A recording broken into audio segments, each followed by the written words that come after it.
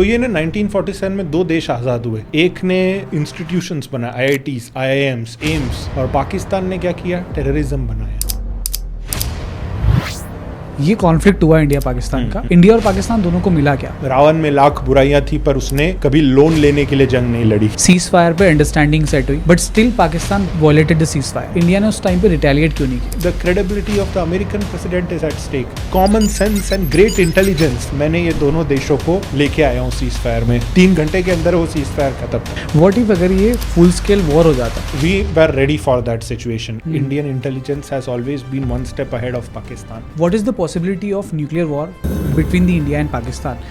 बिल्कुल, हमें nuclear threat से डर नहीं लगता है। India's nuclear weapons actually work unlike our neighbours. अगर पाकिस्तान और इंडिया का फुल स्केल वॉर हुआ तो मे बी बलूचिस्तान को शायद इंडिपेंडेंस मिल जाए। India is very clear whether Balochistan becomes a separate state or not, we don't care. Our focus is तुम POK खाली करो। Terrorism and talk and terrorism and trade cannot happen together. दोस्तों, आज के episode में हमने बात की एक बेहद experienced geopolitical analyst mister Siddharth Rajan ji से। He is also policy diplomat at United Nations representing the government of India at UN. आज के इस एपिसोड में हमने बात की है कि कैसे ये मिलिट्री ऑपरेशन इंडिया की एक बहुत बड़ी जीत है। इस एपिसोड में हमने इंडिया और पाकिस्तान की न्यूक्लियर वॉर की पॉसिबिलिटी के बारे में भी बात की है। We also discuss the separation of Balochistan and geopolitics around this issue. हमने इस एपिसोड में ये भी बात की कि अगर पाकिस्तान लगातार सीज फायर वायलेट करता है या इंडिया के ऊपर अटैक करता है तो क्या आगे जाकर फुल स्केल वॉर हो सकता है। और साथ ही इस पॉडकास्ट में हमने पाकिस्तान के फ्यूचर को प्रेडिक्ट किया है। ये पॉडकास्ट आपको इंडिया पाकिस्तान कॉन्फ्लिक्ट के ऐसे इनसाइट्स देगा जो आपके लिए जानना जरूरी है। इस पॉडकास्ट के स्टार्ट होने के पहले make sure to subscribe the channel right now, और आपका इंडिया पाकिस्तान कॉन्फ्लिक्ट पे क्या ओपिनियन है हमें कमेंट सेक्शन में जरूर बताएं। Let's start the podcast. Hi Siddharth भैया, welcome to Ashish interaction podcast. Thank you Ashish, it's a pleasure. Siddharth भैया, सबसे पहले मैं आपसे बात करना चाहता हूँ, जो एक सवाल इस वक्त हर भारतीय के मन में है वो ये कि why India agreed to ceasefire. क्योंकि इस बार ऐसा लगता था, इस बार हम सबने एक्सपेक्ट किया था गवर्नमेंट से कि शायद ये एक अच्छी अपॉर्चुनिटी है कि इसमें India might get the PoK back. Correct. On behalf of 140 crore Indians, I want to ask why India agreed to ceasefire. So very valid question. POK लेकर के हम हमारा ये जज्बात हमेशा इस डायरेक्शन में रहे that we want to make sure that we get it back from Pakistan, and even mediation को लेकर के अमेरिकन मीडिएशन जो प्रस्ताव रखा डोनाल्ड ट्रंप ने, उसमें भी हमने यही कहा that we want POK back, only then we are ready for a talk. So I think that is a good sentiment. However, see, India's both foreign policy as well as our current national mandate, we are not first aggressors. We stand for humanity. We stand for humanitarian values, global values जिसे हम कहते हैं. So I think उसके तहत India does not want a war. अभी technically इस पूरे चीज को वॉर कहना सही नहीं है, ये एक सैन्य कार्रवाई है। It's a military operation that we did. So इसमें our focus was to come to a conclusion, and we have not agreed to a ceasefire on American और पाकिस्तान टर्म्स। हमने सीज फायर एक तरह से हमारी डिप्लोमेटिक विन है। ये पूरी सैन्य कार्रवाई में भी India stood out as a winner. ये इस पॉडकास्ट के माध्यम से लोगों तक पहुंचाना जरूरी है that India emerged as a winner. And secondly, हमने डिप्लोमेटिकली बहुत बड़ी एक विन हासिल करी है। We agreed to the ceasefire on our terms.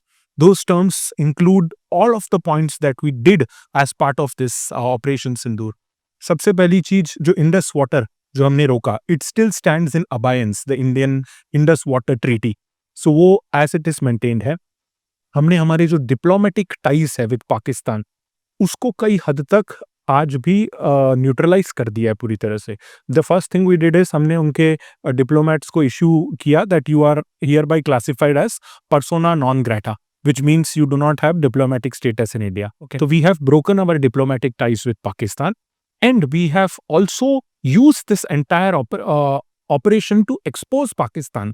उनका जो नेफेरियस टेररिज्म वाला एंगल है उसको वर्ल्ड के सामने रखा है हमने। बिकॉज चाहे दुनिया में अभी भी प्राइम मिनिस्टर मोदी ने देश को एड्रेस किया, he mentioned something that London tube का इंसिडेंट हुआ हो, 9/11 हुआ हो यूएस में, हमारे यहाँ 26/11, all of this had links to Pakistan, and especially Bahawalpur and Muridke, जिसको कि उन्होंने ही कहा ये टेररिज्म के यूनिवर्सिटीज हैं।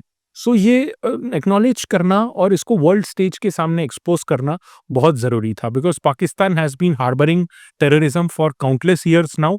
उनकी एक यूएन रिपोर्ट ने ये तक कहा कि terrorism is their biggest conglomerate. तो ये उन्होंने एक इंडस्ट्री के जैसे बना के रखा है। And the sad part is that वो they were not acknowledging it. So ये हमने एक्सपोज किया है उनको वर्ल्ड स्टेज पे। Future funding opportunities, even Chinese credibility we have exposed. China और टर्की के जो उन्होंने ड्रोन्स यूज़ किए, उनकी इनफेक्टिवनेस, और चाइना से जो उन्होंने एयर डिफेंस सिस्टम्स लिए थे, उनकी इनफेक्टिवनेस हमने दुनिया के सामने रखी है। So we agreed to it because all of these terms, whether it was diplomatic, whether it was a consular visa related, or whether it was exposing them, their credibility, their future financing opportunities, ये सबको हमने दुनिया के सामने रखा है। And so we did it on our terms. So I think the entire ceasefire was a victory for India, because and the number one thing is we have set a mandate now that इसके बाद any future terror activity on Indian soil will be considered an act of war. So I think this is the strongest message. अब पाकिस्तान जो उनके, whether it is ISI, whether they are terror factions, Jaish-e-Mohammed, Lashkar-e-Taiba, or any of their army, whenever they think of launching another provocation against India, they know that we are ready to go on an all-offensive war. And I think वो सबसे बड़ा accomplishment है हमारा। वो और कोई situation में ये वाली एक कंडीशन डेवलप नहीं हो सकती थी। Think that is where our this ceasefire is a victory, and it's a great, हमने हमारी डिप्लोमेसी को एज अ सॉफ्ट पावर बहुत सोच समझ के यूज़ किया है। And I think that is something जिसके लिए ये सीज़फायर से मैं खुश हूँ। एंड आई थिंक हर भारतीय को इस पे गर्व होना चाहिए। I want to talk more about this, but पहले मैं जानना चाहता हूँ कि when we say कि इंडिया के लिए डिप्लोमेटिक विन है, but we have seen Pakistan is celebrating this as a victory. Correct. Why does it happen? So Pakistan is a rogue state actually. Even there, वहाँ पे freedom of press नाम की कोई चीज़ नहीं है। वहाँ का मीडिया पूरा state controlled है। It is like the Chinese model. Whatever they say, it is to their own public. There have been countless random interviews on Pakistani channels happening where they are showing this as a victory. उन्होंने तो बाकायदा procession निकाला है road पे। तो they are living in a parallel world with parallel theories, with parallel conjectures about this entire military operation, and this they have been doing for countless years. तो पाकिस्तान का ये है ना कि बाकी देशों के पास एक आर्मी है। Yes. In the case of Pakistan, the army has a country. तो this is I think the biggest irony. And वहाँ पे this duality of government exists. एक तरफ शाहबाज शेख की सरकार है, ख्वाजा आसिफ डिफेंस मिनिस्टर है, वो कुछ बोल रहे हैं। On the other hand Asim Munir, their Pakistani general, he is controlling the narrative. So with a country like Pakistan, their version does not stick. ये सिर्फ अपने इंटरनली अपने आवाम को दे आर मैनिपुलेटिंग। इनफैक्ट एक पोस्ट आया था रेडिट पे जिसमें कि एक पाकिस्तानी सिटीजन ने बोला था कि I think our media is lying, our people, our leaders and our military are not telling us the truth. So Pakistan is always known to do that. The truth, this time we have kept it in front of the world. It has been exposed in global media. In fact आज ही की खबर है, Pakistani air marshal of the air force, उन्होंने inadvertently agree कर लिया on record जो इसके पहले पहलगाम के पहले पुलवामा हमला हुआ था। He went on to say that it was an act of tactical brilliance by Pakistan, and this is on record. आज तक उन्होंने कभी ये माना नहीं है कि पुलवामा में जो उन्होंने हमारे सेना पे हमला किया था that was by them. So I think we are exposing Pakistan by each of these incidences. So what is happening in Pakistan, no one cares now. Literally, हम यहाँ पे इंडिया में mobile, TV, computer, washing machine loan पे लेते हैं, वो देश loan पे चला रहे हैं। दे have a credit line for the nation. So I think it is just a matter of time that these things will run out of time. I wanted to shed some light on something that is very important right now. ये conflict हुआ India Pakistan का, India और पाकिस्तान दोनों को मिला क्या? So let us start with Pakistan. Pakistan को क्या मिला इस पूरे कॉन्फ्लिक्ट से? पाकिस्तान की बात करें तो वो it's a current joke that is running on the internet कि रावण में लाख बुराइयां थी पर उसने कभी लोन लेने के लिए जंग नहीं लड़ी। तो पाकिस्तान का वही है। They were looking for another bail out moment जिसको कहते हैं, IMF से वो लास्ट 35 सालों में पाकिस्तान 28 लोन ले चुका है। वो इवन हमारे कई सारे इंडियन ऑफिसर्स को वो लोग कह रहे थे कि IMF में आपने काफ़ी निंदा करी, that IMF should not fund Pakistan this time, but they were celebrating कि देखिए हमारा तो लोन सैंक्शन हो गया। तो the truth is India never needed that IMF money. हमारा लास्ट IMF का लोन 1993 में लिया था हमने, that is also because of the LPG era we needed some external aid, जो कि हमने 31 मई सन 2000 के अंदर पूरा चुका दिया है। The documents are for people to see.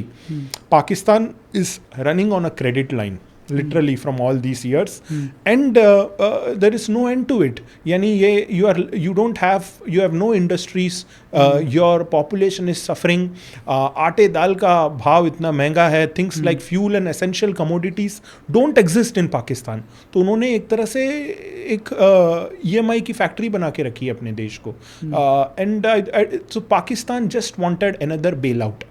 They were short of funds to run the country. US aid has stopped, USAID, and then of course the previous IMF loan that they had taken of $2 billion was also running short. So they just needed money. As soon as the IMF loan, $2.4 billion have been cleared, of which $1 billion has been in an emergency package has been dispersed. So they got money, and immediately आप देखिए दोपहर को उनके DGMO को हमें phone आता है 15:35 hours पे, ये कहते हुए कि we want a ceasefire. So this shows that the country was just looking at a monetary end to it. So that is that shows the rogue state in which Pakistan is. India को ये बहुत अच्छी opportunity थी. I'd like to thank our Prime Minister, External Affairs Minister and Rajnath जी, जिस diplomatic ease से and जिस diplomatic composure से even हमारी जो सैन्य कार्यवाही थी, military operations, they were full of restrain जिसे कहते हैं, फुल ऑफ रिस्पॉन्सिबिलिटी, एंड हमने नॉन एस्केलेटरी अटैक्स किए हैं। हमने जो फर्स्ट 8 साइट्स भी फायर किए थे 7 तारीख को ऑपरेशन सिंदूर में, वो भी सिर्फ टेररिस्ट इंस्टॉलेशंस थे, उनके टेररिस्ट हॉटस्पॉट्स थे, चाहे वो जैश ए मोहम्मद के हो, लश्कर ए तैयबा के हो, हिजबुल मुजाहिदीन के हो। So we did not attack civilians, and it is on record for the world to see. The next thing is we live in an era of social media. इसके पहले के जितने भी कॉन्फ्लिक्ट्स हुए हैं पाकिस्तान के साथ, विच where Wars 65 and 71, the Bangladesh liberation war, इनमें सब में there was this element of openness and transparency nahi thi. With social media we have absolute transparency. We have proved to the international community where we attacked, why we attacked. So I think even जो air raids हमने किए हैं, Noor Khan Air Base, Rawalpindi and so many other, Chaklala and so many other places, we have used restraint and responsibility. उनके जैसा नहीं. Their drones, their Fateh 2 missile, they are all launched on either major Indian cities or headed towards important civilian sites. तो हमने ये नहीं किया है. Pakistan can stoop to any level to accomplish their objectives. हमने ऐसा कुछ भी नहीं किया. And the first fundamental thing is India did not launch this operation against Pakistan. Operation Sindoor was a retaliation to the Pahalgam terrorist attacks, state sponsored by Pakistan. ये पूरे दुनिया के सामने है. हमने उसका जवाब दिया, and we have set a deterrent जिसे कहते हैं, कि अब तक ये था कि इंडिया में टेररिस्ट अटैक्स होते थे and there was no major action taken, surgical strikes ये सब किया. This escalation was needed. हमने इस एस्केलेशन के माध्यम से एक परमानेंट डॉक्ट्राइन स्थापित कर दिया है. इंडिया के ऊपर अब कोई भी terror activity, and that means it's an act of war. We will go on an all offensive against you. So हमने इस बार military might का इस्तेमाल किया, but with great responsibility. So I think this precision we have had in this entire operation, that goes on to show. Even the selection of the 2 female officers, Colonel Sophia Qureshi from the Indian Army and Wing Commander Vyomika Singh. These 2 were done with such beauty. One is a Muslim, one is a Hindu. 2 women of these 2 communities. It shows the secular nature of India. जिस पाकिस्तान ने पहलगाम हमले में ये कहा था, औरतों को छोड़ दिया था, और उन्होंने ये कहा था कि जाके मोदी को बताओ. So the Modi government gave a fitting reply कि जिस देश में उनके यहाँ पे women have no rights, no education, here we have 2 women officers from 2 different religions, and the religions in question in this entire between the Incident, two countries, वही religion की औरतों ने they have done the led the entire mission and given the briefings. So this is called soft power in diplomacy. We Yes. have the choice of the people who would speak on behalf of the government. वहाँ से लेकर के the entire way in which we conducted it, we I think have had a great diplomatic and military win. Diplomatically इसलिए because it was high time that we cut our diplomatic ties with Pakistan. Even the visa, SVES visa भी हमने Yes. cancel कर दिया, and future के लिए हमने एक mandate set कर दिया है. सो आई थिंक जो प्राइम मिनिस्टर मोदी ने भी कहा कि खून और पानी साथ में नहीं बह सकता, जो Indus water treaty in abeyance था, think we have used great strategy in stopping that. So we have accomplished that diplomatically. I also want to talk about India कि इंडिया को इस वॉर से क्या मिला है, बट उसके पहले मैं जानना चाहता हूँ कि IMF जैसी ऑर्गेनाइजेशन क्यों टेररिज्म को प्रमोट कर रही है. And the reason I am asking you this is कि पूरी दुनिया ने देखा है कि पाकिस्तान टेररिस्ट का हब बना हुआ है. वहाँ पे जब इंडियन आर्मी ने ऑपरेशन सिंदूर के अंडर 9 साइट्स पे अटैक किया, असद मजूर की फैमिली मेंबर्स को मारा गया. वहाँ पे हमने ISI लीडर्स को देखा, हमने पाकिस्तानी आर्मी को देखा, पुलिस पर्सनल्स को देखा, सिविलियंस को देखा. उन लोगों ने उनका फ्यूनरल उस तरह से किया है जैसे हम किसी शहीद व्यक्ति को करते हैं. एग्जैक्टली. एंड दिस शोज कि उसके बाद भी IMF जैसी ऑर्गेनाइजेशन पाकिस्तान को फंड देती है. Correct. What's your perspective on this? So I think there are 2 things to consider here. The first is the credibility of organizations like the IMF. ये कई बार कहा गया है that IMF is a puppet of the West. Basically it serves Western interests, it serves American interests, and their reason for funding translates into policy and a lot of other things in that. Pakistan today is not at all independent in terms of governance or policy. They are, because paisa liya hai, they serve vested interests of those countries, and that is where there is a flaw in their governance model. On the other hand, India ने इतने सालों से अपनी एक policy reliance build करी है, एक policy independence build करी है. That is why today we are in a place where we can dictate terms, whether for the ceasefire, whether for this entire operation. We had absolute control of the things we did. Now IMF, yes, it is a puppet in the hands of the West. A lot of the things that IMF has done, even all of the 28 loans that they have sanctioned Pakistan, while it is called a sustainability and resilience fund, even they are aware that this fund may be misused, because in a country like Pakistan there is no project that is mandated by the government. Everything, the money eventually will end up with terrorists and with end up with in strengthening their military. और 2021 की एक UN report है that clearly said that military linked revenue and terrorism related movement of money is the largest conglomerate of Pakistan. Industry है उनकी, GDP terrorist पे चलती है. So IMF is very well aware. आज की तारीख में ये बोलना कि उन्हें नहीं पता है, but yes, to some extent Pakistan did keep the military escalation going because they wanted the funds to be released. This shows the credibility of the leaders of Pakistan. चाहे शाहबाज शेख हो, चाहे आसिम मुनीर हो, these people are not serving the people of Pakistan. They are serving their personal interests. यानी कहते हैं Pakistani general जब retire होता है तो करीब 100 मिलियन उसका नेटवर्थ होता है. So this shows कि वो they work purely for corruption and money. So they kept the operation going till the time they got the money. And US also had an interest in this. They wanted to, most of the Western world has tried to keep India under check, क्योंकि India एक बहुत ही prosperous, high on development, high on moral values, high on credibility देश है. If left unchecked by the West, India will become a superpower. They know that. And it is their version of trying to keep India submissive because of issues like these, क्योंकि इनके कारण हमारी growth stunted रहती है. And this Khwaja Asif has gone on record, the defense minister of Pakistan, in an interview and said that we have been doing the dirty work for US and the West. So this shows their model of governance. So IMF is very well aware. In fact, one of the other things is that कई बार आप war में इसीलिए भी पाकिस्तान जैसे देश ने जारी रखा ये पूरा मिलिट्री कार्रवाई, because they wanted to show कि देखिए हमारी आवाम के कितने तकलीफ बढ़ रहे हैं, women and children are suffering. So they create that narrative, and institutions like the IMF have a mandate that in a time like this when women, children and the population is suffering, they have to bail them out. तो वो उन्होंने एक humanitarian area create किया, but IMF is a lending institution.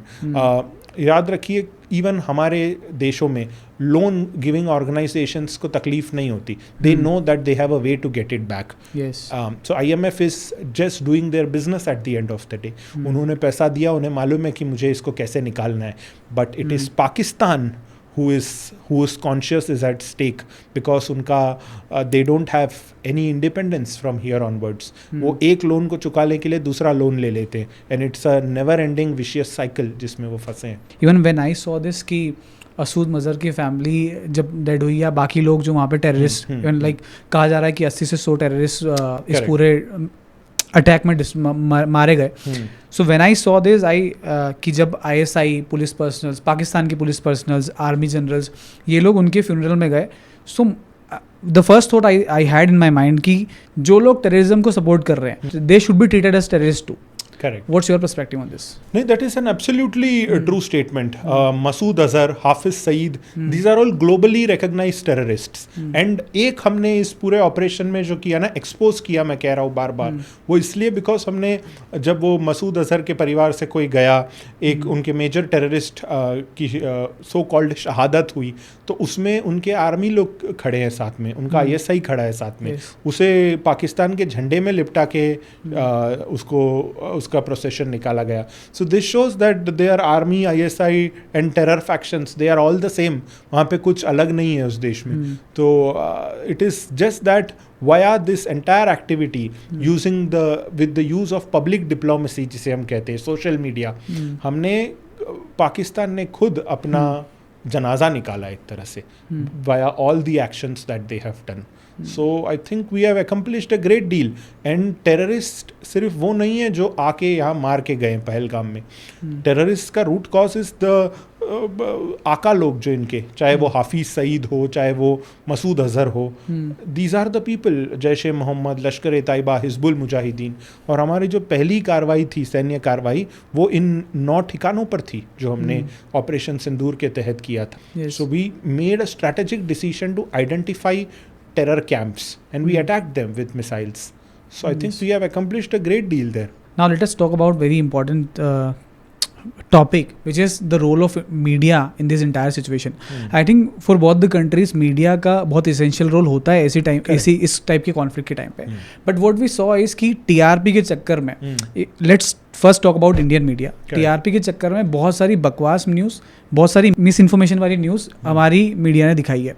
Even when we see कि कराची को उड़ा दिया, इस्लामाबाद पे कब्जा कर लिया, this all were a fake news and misinformation. Correct. How do you see this in a very serious situation like this? Absolutely. So IB ministry ने बाकायदा एक नोटिस भी जारी किया था to observe, restrain, and also we advised, the government advised media houses to maintain a sense of responsibility in telecasting and broadcasting things related to the war. Real-time action about our military operations नहीं आए सामने, because you are literally, Pakistan में भी उनकी army हमारे TV channels access कर पाती है. Yes. So it was very clear that we do not want them to know things in real time.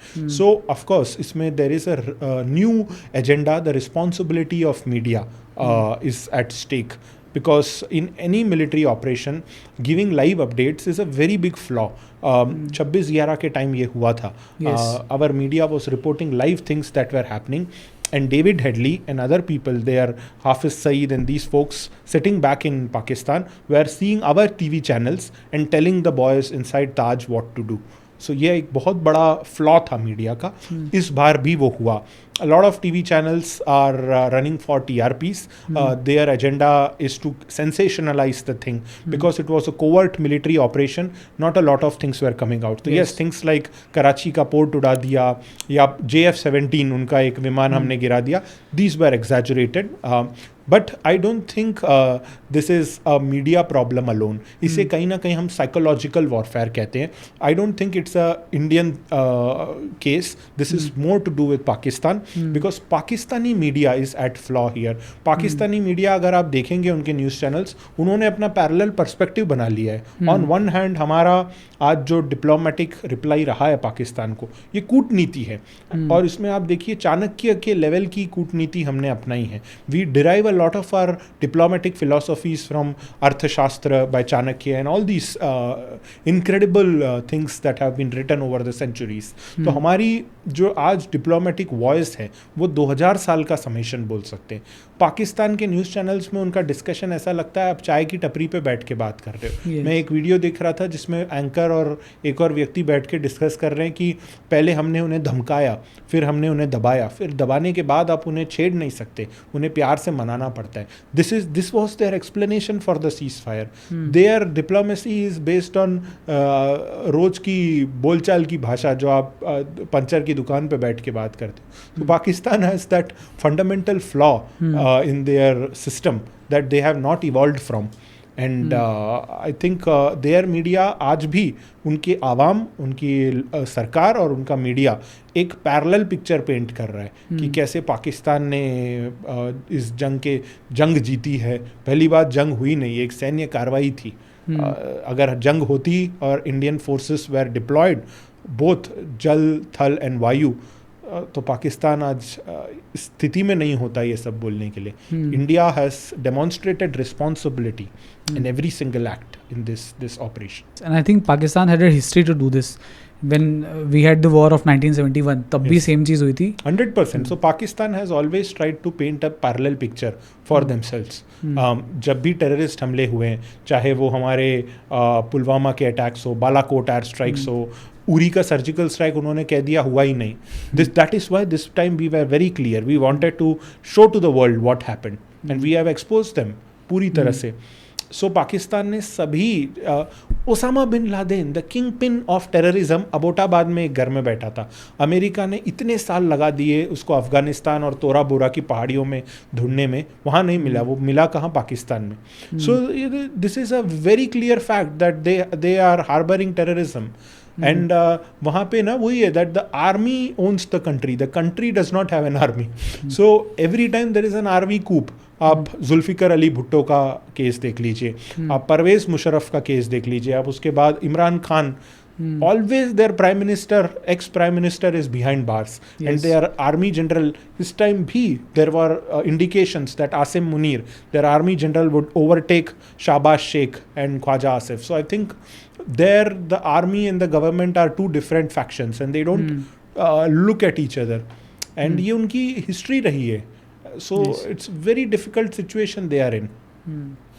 Now let's talk about ceasefire. जब ceasefire की बात हुई, correct, पाकिस्तान के डीजीएमओ ने इंडिया के डीजीएमओ को कॉल किया, सीज फायर पे अंडरस्टैंडिंग सेट हुई, अग्री किया दोनों कंट्रीज ने, but still Pakistan violated the cease fire. Correct. How do you see this? और जब पाकिस्तान ने ये किया, इंडिया ने उस टाइम पे रिटेलिएट क्यों नहीं किया? तो मुझे ना वो ओम पुरी का एक डायलॉग याद आता है लक्ष्य मूवी से, where Hrithik Roshan was going on a mission. तो उसने बोला था कि सब पाकिस्तानी, अगर आप एक बार भी आपको लगे आप जीत जाओ तो एकदम से बेपरवाह मत हो जाना, पाकिस्तानी लौट के फिर आता है. सो आई थिंक वो that is their nature. They do not abide by law. Also इस पूरे ऑपरेशन में it is very noteworthy Ashish कि we have demonstrated an excellent commitment to global values. Geneva Convention जो कि जंग के नियम या डिप्लोमेटिक रिलेशंस के लिए बना है, वी हैव अडीड टू इट. हमने कभी LOC क्रॉस नहीं किया. हमारे सारे सैन्य कार्रवाई हमारे सॉइल से हुए हैं. And we have in the case of ceasefire also we demonstrated a class that if even though you are wrong we agree to it on our terms. And after that we were ready ki we have called off our operation. But if you provoke we are ready to give you a solid reply. And again the duality of Pakistani governance, unki government ne agree कर लिया, शहबाज शेख ने agree कर लिया कि हाँ भाई अब seize fire हम करते हैं, पर आसिम मुनीर एंड उनकी फ़ौज ने एग्री नहीं किया। तो वहाँ जब तक उनका फ़ौज राज़ी नहीं हुआ तब तक, दैट इज़ वाई परसों रात डिस्पाइट द सीज़ फायर फिर से रात में ड्रोन हमला शुरू हुआ। But we were ready, we knew that on paper while we are agreeing to the ceasefire, we knew very well that we cannot trust these people, and एक तरह से they have just damned their credibility in front of the world. आप ceasefire पे agree कर रहे हो, पूरी दुनिया देख रही है, आप रात में वायलेट कर रहे हो। Even I would say the credibility of the American president is at stake. Donald Trump took the responsibility that I have with common sense and great intelligence, मैंने ये दोनों देशों को लेके आया हूँ सीज फायर में। 3 घंटे के अंदर वो सीज फायर खत्म था। But we again demonstrated responsibility, we only defended our boundaries, we did launch air strike against them once again, and we gave them a fitting reply. But यही है कि they have, it is up to them, their government and army have to come to a equal term, only then a ceasefire can be maintained. Now let's come back to the topic. हमने बात की पाकिस्तान को इस पूरे conflict से क्या मिला है। I want to understand from your perspective कि इंडिया को इस पूरे कॉन्फ्लिक्ट से क्या मिला है। सो इस पूरे कॉन्फ्लिक्ट से देखिए, of course the number one thing was justice. What happened in Pahalgam on 22nd April, we had to avenge that. It was a very cowardly attack by Pakistan. It was a repeated act of terrorism, and also this time the manner in which it was done, it was gruesome. आप लोगों का religion पूछ के, उनसे कलमा पढ़ने बोल के, उनका पैंट उतरवा के उन्हें गोली मार रहे हैं। This shows the level of radicalisation that they have undergone, and this is just they are killing their own community by doing this. India wanted to avenge that. Operation Sindoor एक सैन्य कार्यवाही, ऑफेंसिव नहीं था, it was a defensive act. हमने सब चीज़ों पे, चाहे वो choice of colonel Sofia Qureshi या विंग कमांडर व्योमिका सिंह हो, या हमारा जो टारगेटेड रिस्पॉन्स रहा है, मेजर्ड रिस्पॉन्स रहा है, it was a very responsible act of avenging what happened in Pahalgam. So number one thing we accomplished was justice. हमने टेररिस्ट और उनके आकाओं को एक मुंह तोड़ जवाब दिया है. 100 से ज़्यादा टेररिस्ट आज पीएम ने अपने एड्रेस में कहा दैट इसके अंदर हमने साफ किए हैं. सो ये एक बहुत बड़ी बात है. The second thing is we have set a diplomatic mandate in front of the world that terrorism and talk and terrorism and trade cannot happen together. We have made it clear to Pakistan that you are a terrorist factory, you are a university. Bahawalpur and Muridke are universities of terrorism. हमने साफ कर दिया है दुनिया के सामने. And any act from your end will be met like an act of war from India. So we have set a mandate, we have set a military precedent in front of the world. ये हमारी एक बहुत बड़ी diplomatic win है. As far as avenging the entire operation is concerned, I think we did a great job. We have observed restraint, we have followed international war principles, guidelines, we have followed the Geneva Convention. एक नीली किताब है जो सारे officers के पास है, which is in the news. That was our mandate for Operation Sindoor, that everything is driven by rule. We have not crossed an international law or legislation at any point of time. And I think that is brilliant, and what we have accomplished diplomatically and military justifies our current state. And also this was an excellent opportunity. अभी mediation की बात छिड़ी है US की तरफ से. We said that Donald Trump has called it a centuries old conflict. नहीं है ये. We have made it clear that there is only one way to mediation, and that is Pakistan must remove the illegal occupation of POK and retreat back. The second is they must admit to terrorism and fix it. There is no development with their current state of terrorism. वो ये कि खून और पानी साथ में नहीं बहेगा. So we made sure Indus Water Treaty is held in abeyance, and we have made sure that Pakistan's actual nature is shown to the world. And in doing so we have created a precedent कि इसके बाद there is one way, an act of terrorism of any kind from your government, from your terrorist bodies, you have to deal with it, because if you try to do anything to India, we are going to treat it as an act of war. I also read an article where the US former scholars have said that India might get a sweetheart deal or a trade deal from the USA to agree on ceasefire. नहीं ये I don't think this is a true thing. This is again a Western version. The Western version is always trying to demonstrate the greatness of USA, the greatness of the mediator, and not of the country involved. I don't think this is true. India at no point needs any fund to come to a conclusion. This is about our people who lost their lives in Pahalgam. This is Pakistan पैसा लेने के लिए जंग लड़ सकता है पर India ऐसा कभी नहीं करेगा. We have not agreed to any terms from the US.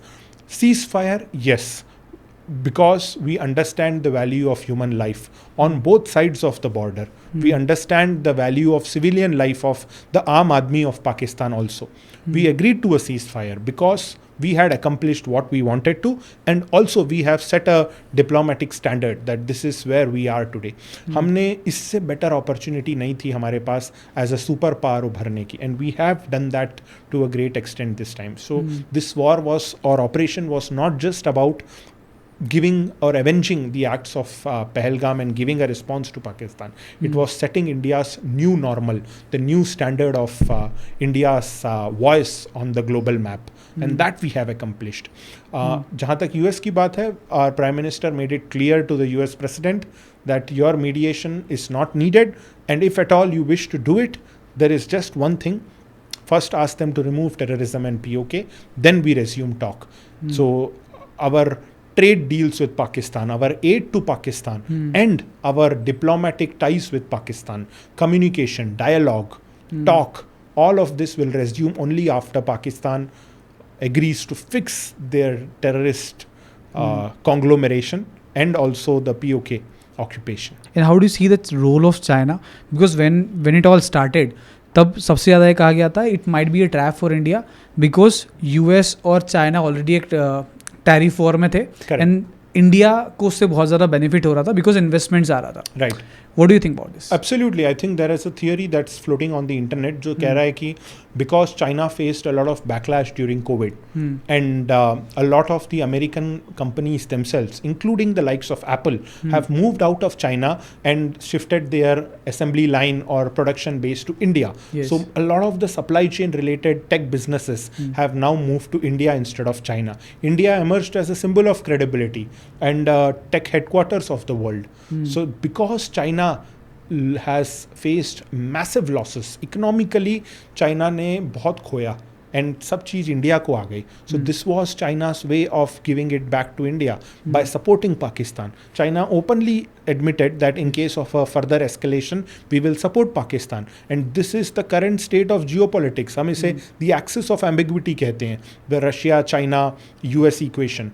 Russia has been an incredible partner to India. जो S-400 हमारा एयर डिफेंस सिस्टम है, आई थिंक ये इस बात का सबसे बड़ा जीता जागता प्रूफ है आज दैट ये रशिया का दिया हुआ है.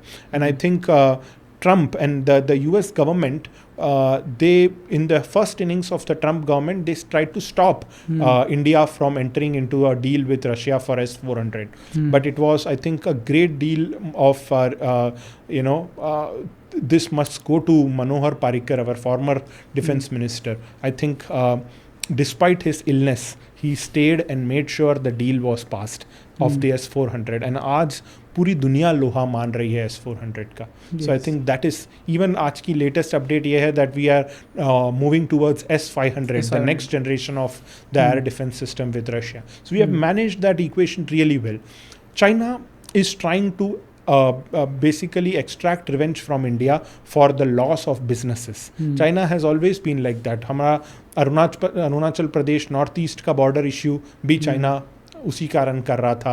Aksai Chin, a part of Kashmir, China खा के बैठा है. So China has always been like that. They have tried to hinder India's progress. They are a very state controlled country where it's a dictatorship, and I don't think they have a very responsible or democratic view of the world.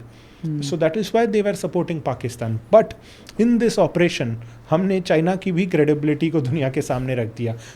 Pakistan के air defence system China का भंगार माल था। पाकिस्तान का जितने भी drone आए, लोग ये कह रहे थे कि ये पता करो आर दीस मिलिट्री ड्रोन्स या शादी वाले ड्रोन, बिकॉज जिस हिसाब से वो आ रहे थे and we were sending them back. I don't think anyone has done it better than India. Right, what if अगर ये फुल स्केल वॉर हो जाता, Correct. तो what do you feel about this कि क्या इंडिया टू फ्रंट वॉर पे आता कि चाइना भी साथ में अटैक करता?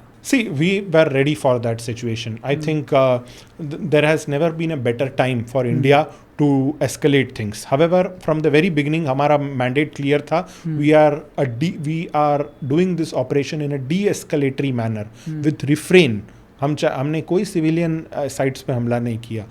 The mandate is clear. Pakistan attacked our civilian sites via drones and unarmed aerial vehicles, UAVs, but we have used a lot of refrain in trying to make sure that हम उनके civilian sites को हमला ना करें. तो China अगर इस में आगे बढ़ता तो we also have credible partners. Israel, Russia, these were all ready to back India, and to some extent US also, because even though US has vested interest in both countries, our leadership has made it clear to the US that if you want to continue a conversation in this part of the world, we are the country you must back. So I think and with Russia's support, the world has seen what we have accomplished in terms of our incredible aerial defense. So Nice. अगर China support भी करता पाकिस्तान को, even then we are ready to tackle it. We have the world with us right now, and I think it is India's time.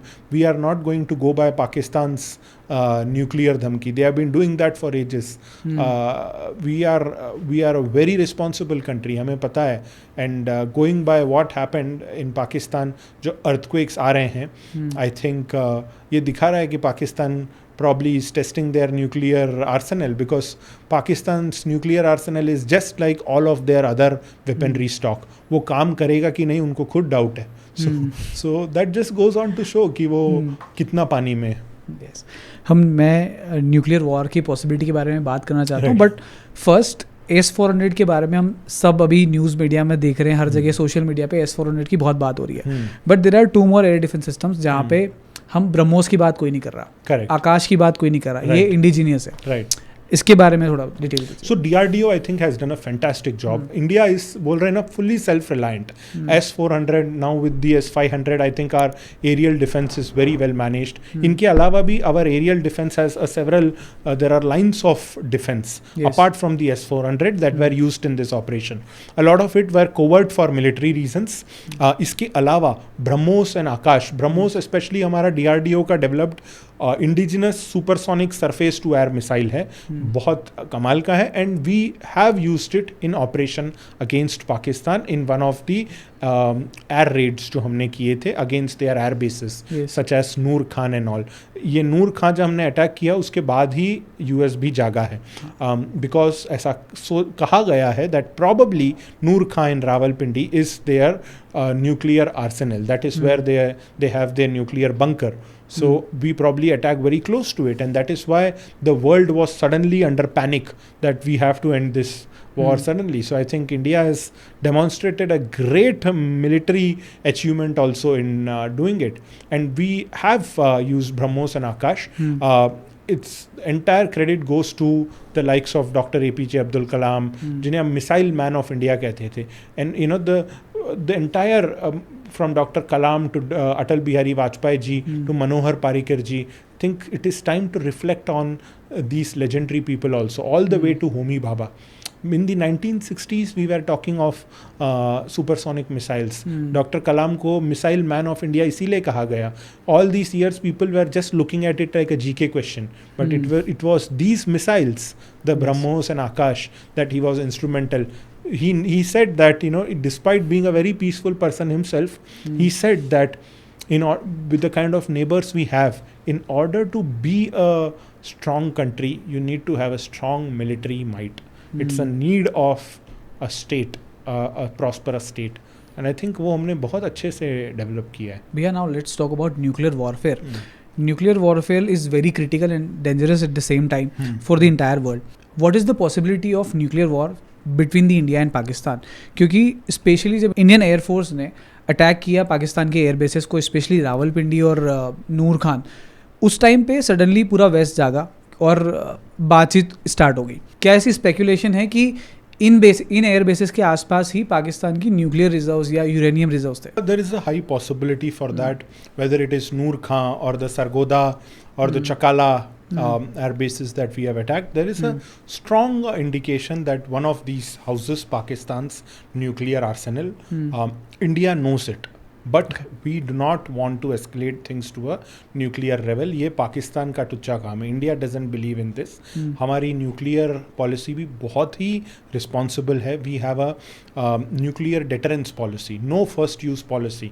तो हमने ये कहा है जब हमने nuclear weapons, nuclear state बने हम, कि हम पहले use नहीं करेंगे. So we are very clear with that. But the good part is that India's nuclear weapons actually work. They are in a reactive state and they can be used. Unlike our neighbors, जो कि जिस तरह से पूरी दुनिया ने उनके air defence system और उनके ड्रोन्स की नाकामयाबी देखी, there is a great possibility that their so-called nuclear arsenal also does not have any possibility to work. So I think the possibility of a nuclear war is, of course, while it is not off the table, but the chances of it escalating to that level is something that we are not afraid of. Of course, we know where their nuclear bases are. Indian intelligence has always been one step ahead of Pakistan. So our IB, our RNW are very well aware. But यही है that we are a responsible nation. हम उसे provoke नहीं करना चाहते, हम उनकी भी जनता को हार्म नहीं करना चाहते. So while our air strikes were done, we made sure that we attacked them responsibly. We have damaged their runways or their air bases without their military installations, without going near the nuclear facility. I would also like to talk about 1971 India-Pakistan war. Yeah. People have throughout social media compared this conflict with the India-Pakistan war of 1971. Correct. I would be very grateful if you show a deeper perspective to this situation. बिल्कुल. So the India-Bangladesh conflict, of course, when ceasefire happened, a lot of people had sentiments that Indira Gandhi was suddenly glorified, that she did not listen to the US and accepted to end that conflict. She did not take President Nixon's call till the time Bangladesh was liberated. I think that was a great move. Even though she may be from a different league of politics, I think it is important to recognize that decision on her part was good. Of course, the 1971 war was it was on a different ideology. It was about the liberation of Bangladesh, and India was not at war. We were trying to help this part of the world or the country to liberate from the chains of Pakistan, because कौन ऐसे देश चलाता है यार, एक टुकड़ा यहाँ पे एक टुकड़ा यहाँ पे. The very model of Pakistan was flawed. तो it was known that you cannot survive. This side of Pakistan, जिसको ये लोग ईस्ट पाकिस्तान बोलते थे, वो पूरी तरह से it was in shambles. Now rampant corruption, height of poverty, लोगों के पास खाने पीने को नहीं था. तो ऐसे आप देश चलाओगे कि हमारा हेडक्वार्टर्स यहाँ पे और एक टुकड़ा एक दूसरे देश के इस साइड में. So we knew that. So it was a necessary step India did. So India, again, we stood up for a sister country, and that relation with Bangladesh under Sheikh Hasina was still very much alive. They looked up to India as an elder brother. So वो हमने बहुत बड़ा precedent स्थापित किया. I think with every military operation, India establishes a precedent. With this one, we have accomplished that with terrorism, exposing the true nature of Pakistan, exposing their entire financial problem. वो credit line पे देश चला रहे हैं लोग, phone और गाड़ी खरीदते हैं लोन पे, वो देश चला रहे हैं लोन पे. तो ये हमने सामने रखा है. And then of course the diplomatic wins that we have accomplished, specially that कि हम अब टेररिज्म को कभी तुम वो हटाओ तो ही हम तुमसे बात करेंगे. ये बहुत बड़ी बात है. I think we have done that responsibly. And of course, you can always draw parallels to the 65, 71 or even the Kargil operation. Yes. But this was not a war. This was a military operation. And India ने तो मैं बोलूँगा अपना 1% भी नहीं दिया. Our air defense systems were active in intercepting Pakistani drones and sending them back. हम आराम से बैठे थे. हमारे देश में किसी का कुछ रुका भी नहीं. स्कूल कॉलेज सब चल रहे हैं. Of course, some cities around the borders were facing blackouts, but even there, normal life did not take a back seat. Normal life has resumed. Chandigarh में आज ही मैं अपने दोस्त से बात कर रहा था. वो कह रहा है मैं जा रहा हूँ. I am back to the university. So people are leading a normal life. तो इस बार हमने हमारे देश में तो कोई फ़र्क ही नहीं पड़ा इस, क्योंकि पाकिस्तान के आधे देश में हाई अलर्ट है. They are panicking. हमारे यहाँ देश में a large part of India had no clue what is happening. We were this is the beauty of modern warfare and India's edge in military strength. यानी मैं खुश हूँ कि अगर मेरा टैक्स पेयर मनी S-400 जैसे चीज़ के लिए जा रहा है तो ये बहुत बड़ी गर्व की बात है. ये सारा GST, ये 18% पॉपकॉर्न पे जो एक्स्ट्रा GST है पॉपकॉर्न कैरामल पॉपकॉर्न पे, वो सब सही जगह इस्तेमाल हो रहा है. Yes, and there are a lot of memes around it. Yeah. और मुझे ऐसा लगता है कि 1971 का इंडिया पाकिस्तान वार को आज के कॉन्फ्लिक्ट से कंपेयर शायद नहीं करना चाहिए. The reason I am telling you this is कि उस टाइम पे सिचुएशन अलग थी. उस टाइम पे इंडिया की इकोनॉमी इतनी स्ट्रांग नहीं थी जितनी आज है. Right. उस टाइम पे ऑलमोस्ट 1971 में India Pakistan almost same problem से डील कर रहे थे. Right. गरीबी हो गया, एजुकेशन इलिटरेसी हो गया, ये सारी प्रॉब्लम उस टाइम पे सेम थी. But now problems of both the nations have been changed. India grow कर रहा है, पाकिस्तान रिवर्स गियर पे. तो ये ना 1947 में दो देश आज़ाद हुए. एक ने इंस्टीट्यूशंस बना, IITs, IIMs, AIIMS, BRC, ISRO, IISc. हमने वर्ल्ड का बोलते हैं ना सॉल्ट टू सॉफ्टवेयर कॉन्ग्लोमेरेट है इंडिया. हर चीज़ बनाता है. पूरी टेक इंडस्ट्री वर्ल्ड की इंडियंस की वजह से चल रही है. और पाकिस्तान ने क्या किया? टेररिज्म बनाया. उन्होंने वो अपना GDP उनका टेररिज्म है. तो ग्रॉस डोमेस्टिक प्रोडक्ट जो प्रोडक्ट है वो टेररिज्म है उनका. तो वो उन्होंने अपना सबसे बड़ा रेवेन्यू सोर्स बनाया है. उसी के लिए पैसा चाहिए, उसी को पनपा रहे हैं, उसी को आगे बढ़ा रहे हैं. So I think that is the flaw. वो हमने सामने रखा है. And you know of course in 65 and 71 we had our own financial challenges. But over the years we have become one of the largest economies of the world. And also अब एक बहुत बड़ा change है कि तब जो war था, सैन्य कार्रवाई थी, they were fought in a war-like manner. Face to face, using bullets, using knives, using armory, artillery. It was fought a person against a person था. अभी this is an era of modern warfare. ये UAVs जो आ रहे हैं, unmanned aerial vehicles, जो drones आ रहे हैं, ये पहली बार लोगों ने भी सुना. In fact, lot of people were not aware drones यानी क्या है ये. These are warheads with geo tagging that comes and crashes at a certain location. तो and again our air defence systems, ये this is the state of modern warfare जहाँ actual हमारा सैनिक उतरता ही नहीं है फील्ड में. It is all done via technology. So I think India has developed DRDO and institutions like ISRO beautifully. हमारी एरियल सर्वेलेंस भी, it was ahead of Pakistan, way ahead. We have our own ISRO. Pakistan does not have a space organization. They could never develop one. They don't have a BARC like nuclear energy program.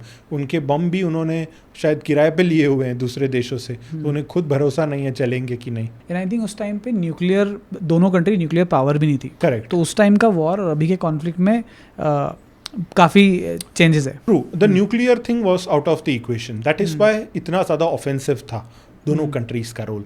Of course in times like this, but we are not afraid. We have very confident about our military strength. Nuclear is the last resort for any country in a war-like situation.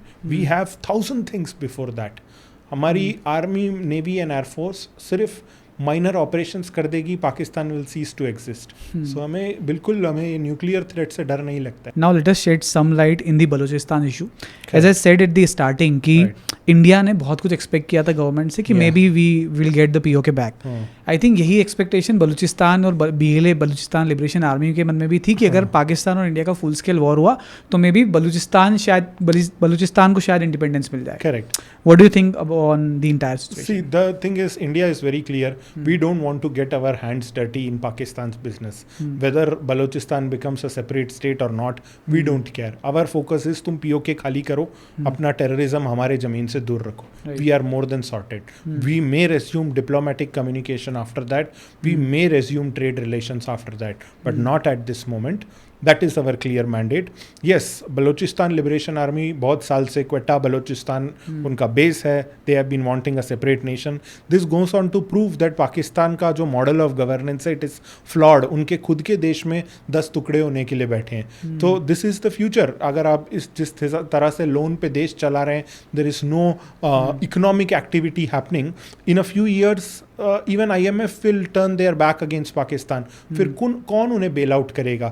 The elite class of Pakistan, the aristocratic Muslims, वो आप देखिए सब London में, south hall London में बसे हुए हैं, Europe भर में बसे हैं, जर्मनी में बसे हैं, countries of the Emirates, UAE हो गया, whether it's Dubai, Abu Dhabi, Qatar, Saudi Arabia, Jeddah, these are the places where आपको हर चौथा आदमी पाकिस्तानी नजर आएगा. Those who could afford to get out of Pakistan have gone out already, including their army generals. Their former army generals don't stay. ये कैसा देश है जहाँ former army chief देश में नहीं, 100 मिलियन बना के वो अपना बाहर हो जाते हैं. So people are, the government there must realize, the people there must realize that our representatives are only working to fill their pockets and leave. So the model of Pakistan is flawed, and there will be a future and not so distant future जिसमें कि बलोचिस्तान तो अलग होगा ही. there will be several factions within Pakistan. Islamabad, Karachi, Rawalpindi, Lahore, ये सब they will face their back against each other. So there is no future for a model. They have to take some serious measures to fix their model of governance. Otherwise, so while Balochistan यानी सबसे बड़ी बात ये है कि Bloch leader कहते हैं कि हम इंडिया के साथ हैं. This was it, of course, is not on record, but this is what they communicated. I think इससे बात समझ में आती है. अल-कायदा, तालिबान ने कहा है, तालिबान की सरकार है अब तो अफगानिस्तान में एक तरह से, they have said that we support India in this war against terrorism. यानी ये it's an irony. The biggest terrorist organization of the world कह रही है कि हम तुम्हारे साथ हैं in your war against terrorism. When वो खुद एग्री कर रहे हैं, तो I think Pakistan needs to know, because Pakistan तो उन्हीं का छोटा भाई है. And whatever happens in Balochistan is their headache. But yes, the Baloch rebellion was aimed in that direction. कि they were just looking for a green signal कि अगर there is a war or possibility for escalation, then they would also pull a part of the country away. So this shows कि unity नहीं है. The Baloch rebels are not fighting for Pakistan. They are fighting for their own rights. Even उनके army में there have been at least 1,000+ people who have delisted themselves from the army. वो कह रहे हैं हम साहब जाके तोरा बोरा की पहाड़ियों में खेती करेंगे, पर हमें नहीं रहना इनके साथ पाकिस्तान में. तो ये this is the state of their army कि आपकी आर्मी आपके साथ खड़ी नहीं है. On the other hand, Indian army, every single soldier was full of pride and full of angst that we have to avenge this. I think we have one of the most professional armies in the world. हम दुश्मनी में भी शराफत रखते हैं. I think that is our biggest difference. In this entire war we practised a great deal of decency, in this entire military operation. Now, as a geopolitical analyst, I want you to predict the next decade for the Pakistan. How it is going to be? See, I think one of the fundamental things I said is कि their model of governance is flawed. They have not made. Pakistan had umpteen number of opportunities. अगर आपके पास एक छोटा देश है तो उसे चलाना बहुत आसान होता है. पाकिस्तान की पूरी मंशा 1947 से इंडिया का ज़मीन खाने, इंडिया की ज़मीन हड़पने के हवस में उन्होंने पूरे इतने साल 77 ईयर्स निकाले. They had all the opportunity in the world. Lahore की मैं बात करूं, लाहौर को यूनेस्को ने पेरिस ऑफ द ईस्ट का खिताब दिया था. Yes. Lahore was a centre of great art and intellectual happenings in the early 20th century. 1900s जो हमारे कहलाते हैं 1920s 30s में Lahore was an important site of revolution. Lahore conspiracy case नाम दिया गया भगत सिंह के एक्टिविटी को. There was an important police base there. Libraries of Lahore were world famous. Some of the best collections of books were there. It was an important cantonment for the British. There was so much happening in Lahore. Even the architecture of Lahore, not just Mughal architecture, Mughal era architecture, but even जिसको हम कहते हैं Greco Roman architecture that the British brought with themselves. उसके कारण Lahore was a very beautiful city. Early European historians and travellers ने बहुत लिखा है about Lahore. So I admire that part of history. But what is the state of it today? आज आप India में देखिए, मैं सबसे बड़ा मुद्दा यही उठाना चाहता हूँ. हम secularism is at stake Pakistan में कहा गया. हिंदुत्व की आर्मी है इंडिया में जिट is trying to pull one religious side aside. ऐसा कुछ नहीं है. हमारे पास भी मुगल एरा के इतने स्ट्रक्चर है. आप हुमायूं का मकबरा देखिए दिल्ली में, ताजमहल देखिए. Our ASI, we work together with UNESCO and make sure that these structures are maintained because we recognize that this is part of our heritage. Even though इनको बनाने में हमारे ही देश का पैसा, हमारे ही देश को लूटा गया है, पर we recognize that these structures are taken care of. Taj Mahal पे आप देखिए, कभी मुल्तानी मिट्टी की कोटिंग लगाते हैं. हमेशा जाइए ताजमहल, किसी मीनार पे स्कैफोल्डिंग मिलती है. We are working constantly to make sure that ये हम इस धरोहर को बचा के रख सकें. इसमें हम हिंदू मुस्लिम कुछ नहीं देखते. आज भी अजमेर शरीफ को लोग उतना ही रिस्पेक्ट देते हैं जितना तिरुपति बालाजी को देते हैं. हम उतना ही रिस्पेक्ट देते हैं निज़ामुद्दीन औलिया की दरगाह को. निज़ामुद्दीन औलिया की दरगाह में अमीर खुसरो साहब की दरगाह है. He was a poet in the court of Alauddin Khilji, one of the most barbarian Delhi Sultanate rulers. But उसी पोएट आमिर खुसरो साहब को हम, जो कि शागिर्द थे निज़ामुद्दीन औलिया के, आज पहले उन पे चादर चढ़ाते हैं, फिर हम औलिया साहब पे चादर चढ़ाते हैं. So I think we are a great country. हमने secularism is always our first priority. एक गवर्नमेंट जो होता है, it has to represent the people. It has to have a clear developmental agenda.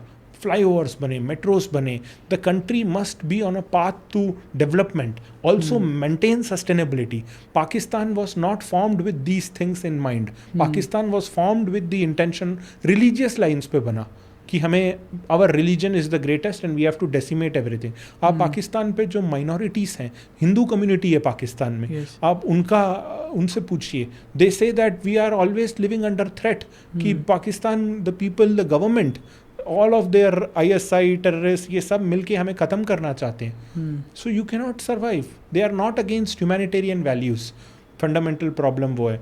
And जितने उनके लीडर्स रहे, शाहबाज शेख, ख्वाजा आसिफ, आसिम मुनीर, ये सब लोग मिलके पाकिस्तान को कंगाल कर रहे हैं. ये जो भी पैसा एड के नाम पे आता है, इनकी जेबों में भरते हैं. इनके सबके बच्चे कैम्ब्रिज, ऑक्सफोर्ड और यूरोप के बेस्ट जगहों पे पढ़ रहे हैं. रिटायर होके ये बड़े बड़े मैंशनों में रहते हैं. आधे लोग पाकिस्तान से एयरलिफ्ट होके भग जाते हैं. तो ये लोग, उनकी आवाम को समझने की ज़रूरत है. Imran Khan did try to fix, but then उसका हश्र वही हुआ. ये कैसा देश है कि आपका एक्स प्राइम मिनिस्टर जेल पहुंच जाता है? ये किसी देश में सुना है क्या? ये प्राइम मिनिस्टर की गरिमा ही नहीं रही जिस देश में. So this shows the state in which Pakistan is. And I think the West, US, everyone, US only did that operation against Osama bin Laden. They know that this guy is hiding in Abbottabad. So I think this was an opportunity to tell the world that Pakistan is flawed and the future for Pakistan is, a country cannot survive on these points. अगले 10 सालों में पाकिस्तान में not just Balochistan, बहुत ज़्यादा विभाजन हो सकता है. POK वापस आना is just a matter of time. आज शराफत से पाकिस्तान वापस कर दे या फिर कुछ सालों में अपने आप आ जाएगा. The way in which their military and government are looking in different directions, I don't think they can work together any longer. And with no economic activity happening out of Pakistan, अब दुनिया ने terrorism को, it's a bygone thing now. We are on a path of development. अब इसको सब हम ज़्यादा भाव नहीं देते. So they are just going to go rogue and maybe like Afghanistan, a terrorist organization will take control and they'll become a terror state officially, or maybe there'll be 5 different factions that will break in Pakistan. सब अपने छोटे छोटे देश बना के बसे रहेंगे. एक छोटा देश था, दे हैड अपॉर्चुनिटी. लाहौर की मैंने बात की, they could have developed it as a site of international tourism. सोचिए कितने लोग जाना चाहते. यूनेस्को ने कहा था पेरिस ऑफ द ईस्ट है वो. कुछ नहीं किया. आज लाहौर में हर गली चौराहे में किसी ना किसी अच्छी मुगल एरा मॉन्यूमेंट है जो शैम्बल्स में पड़ी है, खंडहर बन गई है. सिंगापुर का एग्जाम्पल देखिए, एक छोटा एक शहर है, one of the most advanced, cleanest, sustainable and highly developed countries of the world. एक छोटे देश को ली शियांग लुंग, वहाँ के जो फाउंडिंग फादर पीएम थे, he transformed it into a commercial hub for the world. Pakistan could have been that. They were small. India इतना विशाल देश है that it takes us a huge amount of time to bring together everyone and make equitable development happen across the country. Pakistan had that opportunity. एक छोटा देश था. अगर ये सही लोगों ने सही विचारधारा के साथ बनाया होता तो it could have been like Singapore instead of being one of the poster boys of third world today. And I think इस पूरे कॉन्फ्लिक्ट से एक चीज़ जो सबसे बेस्ट हुई है वो ये कि we Indians in India have seen कि कौन इंडिया के साथ है और कौन नहीं. Like the example of Turkey, the example of China. ये लोगों को भी सामने देखने की ज़रूरत है. People rush to Azerbaijan Baku just because flight सस्ते हैं. People are rushing to Turkey, Istanbul, Cappadocia. These are places people often visit with the intention of a holiday. When Turkey में अर्थक्वेक हुआ था कुछ समय पहले, India was the first one that provided aid. हमारे army officials गए बच्चों को वहाँ पे एड देने के लिए. रेस्क्यू मिशंस डिप्लॉय किए हमने. ऑपरेशन दोस्त. हाँ, ऑपरेशन दोस्त. Whereas look at what Turkey did. They and जो भी ड्रोन्स हमारे पास, जो भंगार माल पाकिस्तान का गिरा है, उसमें आधों में टर्की का सील है. तो ये इस बात को दिखाता है. तो now we are very clear. Turkey and China have actually by supporting Pakistan, they have only made sure that their development takes a backseat. And it's not a matter of time that वो भी अपना पाकिस्तान के against हो जाएंगे. Sir, in the entire situation I want to talk about one more important thing. बहुत सारे Indian creators को हमने देखा जिन्होंने इंडिया पाकिस्तान कॉन्फ्लिक्ट की अपडेट्स देना स्टार्ट कर दी. Correct. I have seen too many videos जहाँ पे उन वीडियोस में या तो कोई ट्विटर का ट्रेंड है या फिर किसी न्यूज़ आर्टिकल की सिर्फ हेडलाइन उन्होंने पढ़ी और उस हेडलाइन के बेस पर उन्होंने कंटेंट बना दिया. Correct. Personally I was a UPSC aspirant for 4-5 years. I understand and I believe this. Geopolitics एक एनालिटिकल सब्जेक्ट है. ये 1 या 2 दिन में तो समझा नहीं जा सकता. करेक्ट. या सिर्फ आप कुछ न्यूज़ पढ़ के, कुछ आर्टिकल्स पढ़ के ये नहीं बता सकते कि यार इंडिया को यूएस के साथ क्या करना चाहिए, यूएस को इंडिया के साथ क्या करना चाहिए, या बाकी कंट्रीज के साथ इंडिया को अपने रिलेशंस कैसे रखना चाहिए. You are the geopolitical expert. How do you see this that people, content creator has become the geopolitical influencer and spreading misinformation just by reading the news articles or Twitter trends? I think इसमें it's again the responsibility of media in modern warfare. ये इस topic पे आता है. Just like our media houses need a sense of responsibility in addressing both critical military operations and covert military operations. Our national security is at stake. जब आप live telecast करते हैं just लोगों तक इंफॉर्मेशन पहुंचाने के लिए, तो आप अपने नेशनल सिक्योरिटी को थ्रेट पे डाल रहे हैं, because you are exposing what we are doing. And हमारा दुश्मन मुल्क उसे देख के they will take action against it. So इस तरह की चीज़ें ऑफकोर्स रिस्पॉन्सिबिलिटी इज़ नीडेड. बहुत सारे न्यूज़ चैनल्स एक नीचे टिकर चला रहे थे जिसमें लिखा था this is not real time information. So I think that was a responsible move. The same goes with the influencer. ये सोशल मीडिया का एरा है. आधी जंग तो हमने सोशल मीडिया पे चलाई है. दोनों देशों के लोग या तो आपस में मिल के मीम्स पे हंस रहे थे या फिर they were against each other debating और सो ऑन. सो आधी जंग तो हमने वहीं पे जीत ली थी.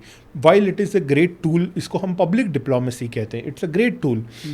We are trying to create a narrative, but at the same time, geopolitical analysts and geopolitical influencers sometimes थोड़ा आगे बढ़ जाते हैं. They need to know that what is in favor of the government, what is in favor of the country. कई बार लोग viral होने के लिए एंटी नेशनल चीज़ें बोल देते. They Indian होकर के I have seen people who are raising authenticity on some of our operations. They need to understand that Indian Army is one of the most professional armies in the world. If we say we have done it, means we have done it. And this time we have given detailed proof. In ये जो सारे briefings हुए mission सिंदूर के, led by Foreign Secretary Vikram Misri with Sofia Qureshi ji and Vyomika Singh madam, and इनके अलावा हमारे कल वाले briefing में सर्विस के सारे essential लोग बैठे थे, Army, Navy, Air Force and DGMO. So I think we have made it clear that the experts are talking with visuals and presentations in the background. We have given a proof of everything. So I think people need to believe in the concept of India, in the narrative of the government. And also it is a responsibility on the part of influencers.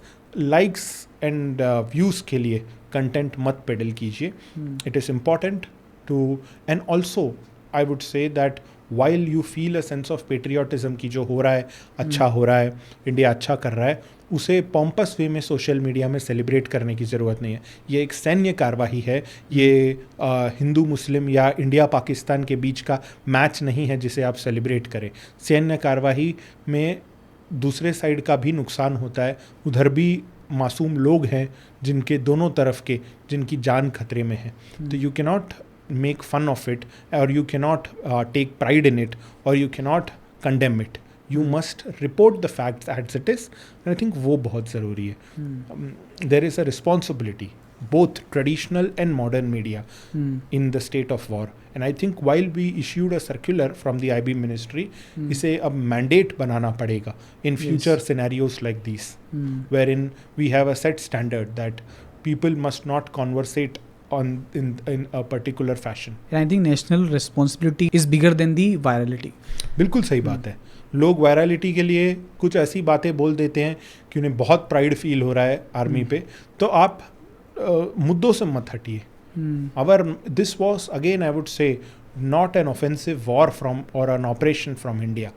We were only avenging what happened in Pahalgam against innocent people, tourists from India, and it happened on religious lines. We condemn it, we fought against it. That's all. All right. And then we come to an end of the podcast. First, thank you so much, Siddharth Bhaiya, for coming from Delhi to Indore just for the podcast. Thank you so much. Thank you so much for your time. Thank you. Pleasure, Ashish. Yeah. Thanks a lot.